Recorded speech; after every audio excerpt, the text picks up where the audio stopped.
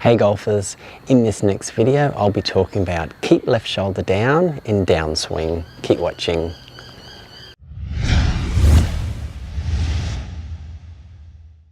Hi, it's Troy from headingitsolid.com here. Thanks for watching.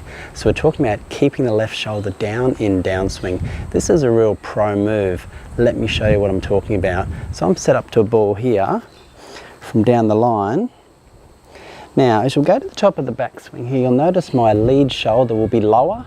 Now, at the start of the downswing, and this is what all really great players do, they get a little bit lower, but that very first move in transition, that lead or left shoulder will get lower, and then it will level out before we get into impact. Now, the reason this is such a powerful move is it helps the player use their legs, using the ground for power. You've probably heard that expression before. Helps you really sit into the ground and really move into the golf ball a lot more solid and get more power.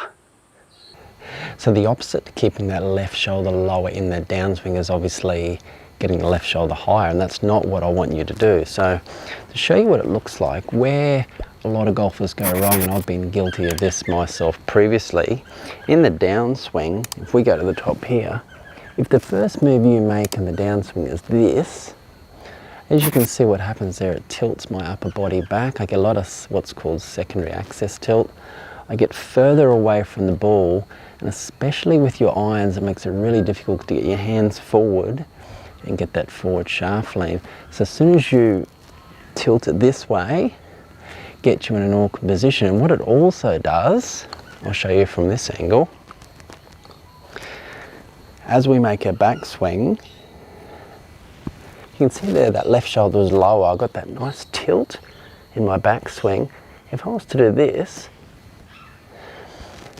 again, you can see my posture gets more upright. I get further from the golf ball, so my body is now saying, how do I hit this ball? And the only thing I can do in this position is stretch out my arms and really try to flick or scoop at the golf ball because I'm further away from it. It's the only thing I can do. So really important as you start that downswing, we keep that left shoulder low. Now, it will only be for a split second, but it's a key move. But just for that split second, it's lower and it can really smooth out that downswing move for you. Now, as we start that downswing, we've got that left shoulder lower. The feels I want you to have, as I get over the top of one here, I want you to feel as though your belt buckle and your chest and your shirt buttons here are lower to the ground, pointing down towards the golf ball. That's the feel. So if I go to the top here, so as I start down with that left shoulder just starting lower, I feel as though my belt buckle is closer to the ball, my chest, those shirt buttons are closer to the ball. They'll only be, like I say, for a very split second as we start that downswing. I don't want you to get in that position where as you start down, it's a lift up like that.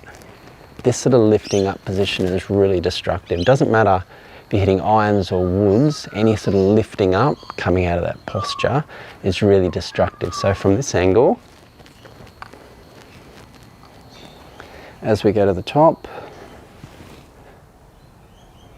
I want to feel lower.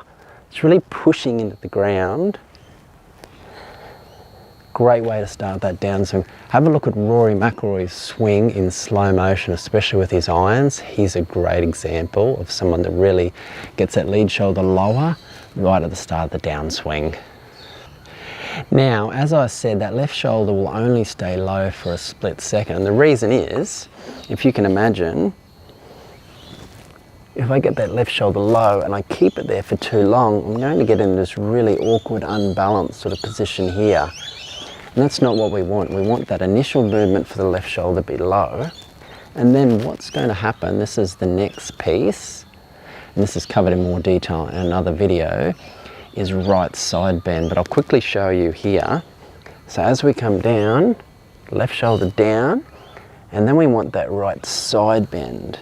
Now basically all that is your right shoulder or your rear shoulder getting closer to your right hip, and that creates this, as we go down, creates this crunching sort of squeezing in your rib cage as you come through to impact. So combining that left shoulder low with that right side bend, let's have a look at it from here, helps you make that complete downswing move. So as we go to the top, left shoulder low, right side bend, that centers out your chest, levels things out, through to impact. The right side bend is a key piece that follows up straight after you get that left shoulder low, helps you get into a great downswing position.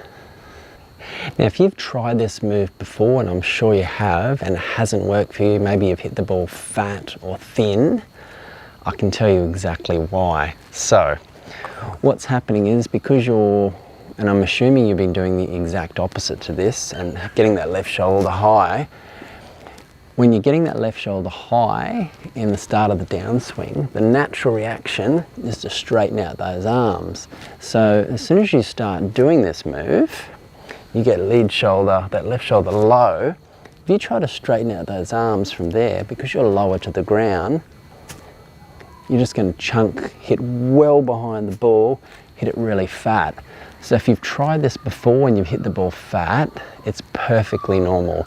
This is all part of the training process to get used to a new movement pattern.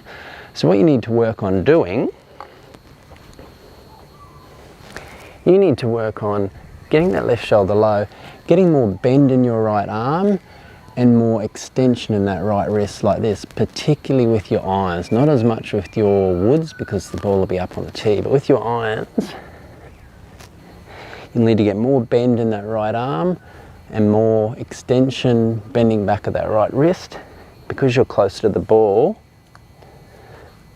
and that'll enable you to compress the ball a lot easier. Let's have a look at it from here. So that's the missing piece. If you're hitting it fat, I can almost guarantee you lead shoulder gets lower. You need to make sure you get that bend in that rear arm. That wrist is back like that. Through to the impact position there.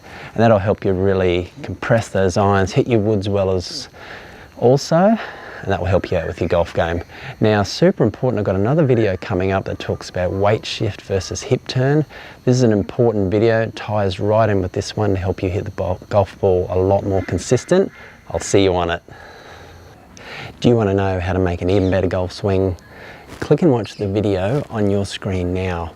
It's going to go into more detail about golf weight shift versus hip turn, which ties in really well with this video to help you make a great golf swing. If you want to know how to play even better golf, consider subscribing to the channel. And remember, if you have any questions or comments, please let me know. I will get back to you. Thanks for watching. See you next time.